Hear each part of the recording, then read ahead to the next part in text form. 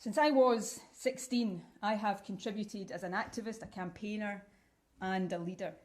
And so now, as we look to what I firmly believe is the final stage in Scotland's journey to independence, albeit a hard one, I hope to use all the experience and perspective I've gathered over these years to help get us there. Lastly, there will be time in the days to come for me and others to reflect on what has been achieved during my time as First Minister. I'm pretty certain there will be plenty of commentary on my mistakes as well. I will have more to say before I demit office, but allow me some brief reflections now. Scotland is a changed country since 2014, and in so many ways it is changed for the better. Young people from deprived backgrounds have never had a better chance of going to university than now. Our investment to double early learning and childcare is transforming opportunities for the youngest children. It's also enabling more women to return to work.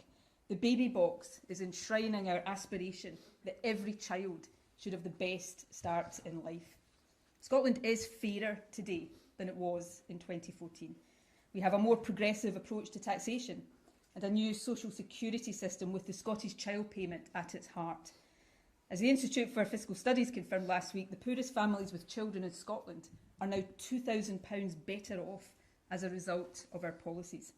For many in this cost of living crisis, that will be the difference between food on the table and a warm home or not. There are stronger protections for victims of domestic abuse, and Parliament will soon consider legislation to improve access to justice for victims of rape and sexual offences. I will be the strongest possible advocate for these reforms from the backbenches. We've also shown over these past few years what can be done with the full powers of a nation, creating institutions that are part of the transition to becoming independent. New tax and social security agencies, a network of trade hubs across the world, and a state-owned investment bank ready to help the country reap the industrial benefits of our vast renewable resources. There is so much that I am proud of, but there is always so much more to be done. I look forward to watching with pride as my successor picks up the baton. There will also be time in the days to come for me to say thank you to a very long list of people without whom I would not have lasted a single day in this job, let alone 8 years. I won't do so today. I might inadvertently forget someone, or perhaps more likely start to cry. But there are a couple of exceptions. Firstly, my husband and family. Few people understand the price families of politicians pay for the jobs we choose to do. Mine have been my rock throughout. And of course, the SNP. Since I was 16 years old, you have been my extended family. Thank you for the honour of being your leader. And it seems to me that 8 emphatic election victories in 8 years ain't a bad record together. Finally, and above all, the people of this beautiful, talented, diverse, at times disputatious, but always wonderful country. We faced the toughest of times together. I did everything I could to guide us through that time, often from my very familiar podium in St Andrew's House. And in return, I was sustained through that period by a wave of support from you that I will remember and value for the rest of my life. So to the people of Scotland, to all of the people of Scotland, whether you voted for me or not, please know that being your First Minister has been the privilege of my life. Nothing, absolutely nothing I do in future will ever come anywhere close. Thank you from the very bottom of my heart. And with that, I will take a few questions. If you forgive me, I'm not going to do my usual and go round absolutely every journalist in the room. There will be time over the next few weeks, I'm sure, for you all to ask me questions, but I'll take a few questions for now, and I'll start with Glenn Campbell from the BBC. First Minister, if you can't lead Scotland to independence, First Minister, if you can't lead Scotland to independence, who, if anyone, can? And what is the timetable now for your replacement? And on a slightly lighter note, do you now owe Douglas Ross £100 as a result of a bet? I think it was 50, so if he's already inflated it to 100, we may have words there. I will let Mr Ross have the bet. My party will keep winning the elections. On your other questions, on the timetable, that's a matter for the SNP National Executive Committee. I'm sure it will set out the timetable for the election of a new SNP leader over the coming days, and I will demit office when my successor has been elected, and then, obviously subject to the will of Parliament, elected as the new First Minister. And this is a question that no matter how many times you ask it of me over the next few weeks, no matter how many inventive ways you find of asking it, I am not going to say who my preference will be to succeed me. What I do know is that the SNP is awash with talented individuals. One of the things that I've often reflected on is that when a political party, any political party in any country, has very dominant individuals, others, through no fault of the dominant individual, I should say, and not sometimes for the want of trying, often others become a bit eclipsed there. So what I am looking forward to, and I think the country will enjoy over these next few weeks, is seeing that talent and seeing the array of talent. I believe I have led this country closer to independence.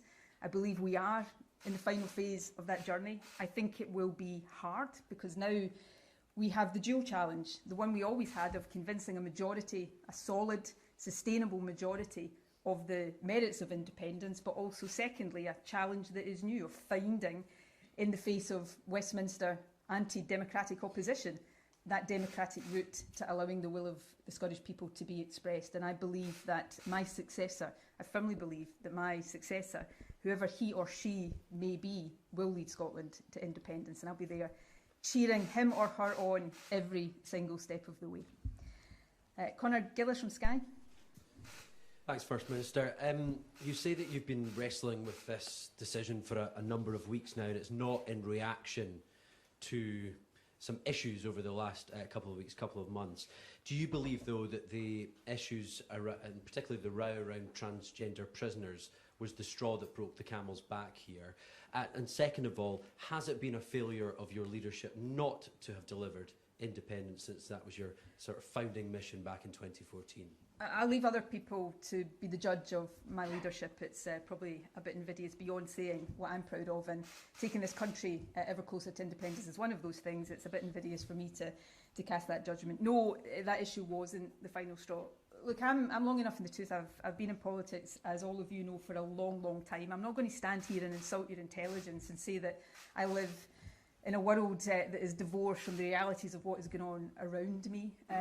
But it's not the case that this decision is because of short-term issues. I've faced more short-term issues from time to time over my years in politics than I care to remember.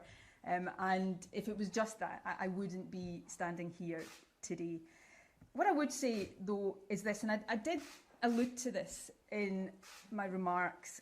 I suppose when I look at some of the issues that are being hotly debated in Scotland right now, one of the things that I do regret, I suppose, is not being able to bring a more rational approach to these debates. And I think that goes back to some of what I said earlier. These debates, some of them, one in particular right now, is obviously controversial in its own right. But I think layered on to the top of that, there has been people's views about me, about independence, and suddenly debates that should be rational and that we should be capable as a country of having rationally become something very different. I will always be a voice for inclusion, for equality, for human rights and dignity. I have been, am and will always be a feminist. I will fight for women's rights, and I will stand up against threats to women's rights every day that I have breath in my body. But I'll also stand up for any stigmatised, discriminated against, marginalised and vulnerable group in society. And I believe, and call me, an optimist. Not many people call me an optimist, but I am at heart an optimist. I believe these things can and must, in any progressive, liberal, inclusive society, find ways of coexisting. And whatever role I play in politics in the future, I will always seek to do everything I can to turn that into a reality. Colin Mackay. How have you gone from having plenty in the tank 3 weeks ago to an empty tank today? What is it that's changed over the last few weeks? You've mentioned some things. The only thing you didn't mention is the police inquiry into the party's finances. Look, these things are not the reason I'm standing here today. These are not factors, nor will my decision today affect these things, and all of these things will take their course. I said something in my remarks that I appreciate will divide opinion in Scotland. I'm a human being, and every human being every day wrestles with a whole load of conflicting emotions. And over the last number of weeks, probably since around the turn of the year, I've been struggling with just that. I get up in the morning and I tell myself, and usually I convince myself that I've got what it takes to keep going and keep going and keep going. But then I realise that's maybe not as true, and you go through a process of just deciding where it is in that decision you're going to fall, and that's the decision I've come to today. I could go on for another few months, I don't know, 6 months, a year maybe, but I know that as time passed, I would have less and less energy to give to the job, and I can't do the job on anything other than a 100% basis. The country deserves nothing less than that. So that's the judgment I've come to. If that's my feeling, that I'm going to get in a relatively short space of time to where I am today, then I owe it to the country to say it now, so that new leadership can be in place. And as I said, in relation to my party, I don't want to stand at a special conference, a month or so from now, and ask my party to take my judgment, opt for a path, knowing that I have doubts about my ability to see it through as leader. This is a better thing to do today for me, for my party, and I believe for the country too. James Cook. Thank you. First Minister, I think it's fair to say that the NHS is in a really serious situation. The attainment gap between rich and poor pupils, which you'd said was one of your core missions as First Minister, remains pretty wide. And despite what you're saying today, polls suggest that you have got nowhere near creating a sustained majority for independence. Do you have regrets about one or any of those issues? Oh, again, James, I'm a human being. I don't know if you've got regrets about things in your life. Of course, I've got regrets about all sorts of things in my life. And as I reflect on my time as First Minister, there'll be things I am hugely proud of, and things that I regret. And if I had my time again, I might do differently. And forgive me, there'll be plenty of time for me to do that. There'll, I'm sure, be plenty of time for you to do that, and I'm sure you will. So, yeah, but I'm proud of my time as First Minister. But I'm also proud that I know when it's time to move on and to pass on to someone else. The country, the cause I believe in, my party, everything is bigger than any politician, no matter who they are and no matter how dominant they've been for no matter how much time. Politicians come and go all the time. The country is what matters, and the future of the country is what matters. I'm proud of the part I have played and hope to continue to play in a different capacity in building the future of this country. But I think in terms of leadership, it's time for someone else. I think the easier sometimes thing to do, and the thing that traditionally politicians tend to do, is just to cling on and on and on and on and on until everybody is sort of pushing for you to go. It's harder because there's always reasons not to. Yeah, if I stay a bit longer, I can do this. If I stay a bit longer, something might happen. It's always easier to find the reasons not to make a decision.